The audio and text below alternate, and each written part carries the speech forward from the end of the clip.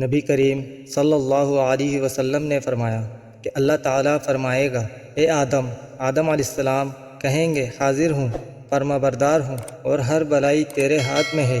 اللہ تعالیٰ فرمائے گا جو لوگ جہنم میں ڈالے جائیں گے انہیں نکال لو۔ آدم علیہ السلام پوچھیں گے جہنم میں ڈالے جانے والے لوگ کتنے ہیں؟ اللہ تعالیٰ فرمائے گا کہ ہر 1000 میں سے 999۔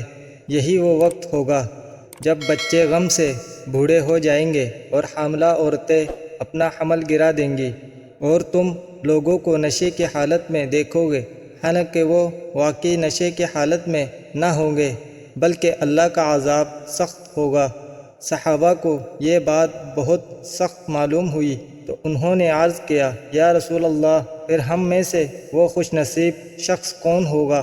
نبی کریم صلی اللہ علیہ وسلم نے فرمایا کہ تمہیں خوشخبری ہو، 1000 یاجوج ماجوج کی قوم سے ہوں گے اور تم میں سے وہ ایک جنتی ہوگا۔ پھر آپ صلی اللہ علیہ وسلم نے فرمایا، اس ذات کی قسم جس کے ہاتھ میں میری جان ہے، مجھے امید ہے کہ تم لوگ اہل جنت کا 1/3 حصہ ہوگے۔ راوی نے بیان کیا کہ ہم نے اس پر اللہ کی حمد بیان کی اور اس کی تکبیر کہی۔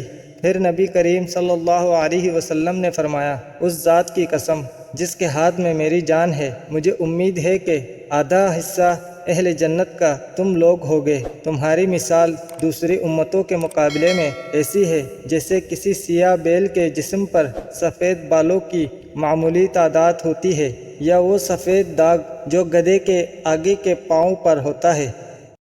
آپ حدیث سننا پسند کرتے ہیں تو ہمارے چینل کو ضرور سبسکرائب کریں اور گھنٹی کے بٹن کو آل پر سیٹ کر دیں تاکہ ہمارے تمام نئے آنے والی احادیث آپ تک بر وقت پہنچتی رہے۔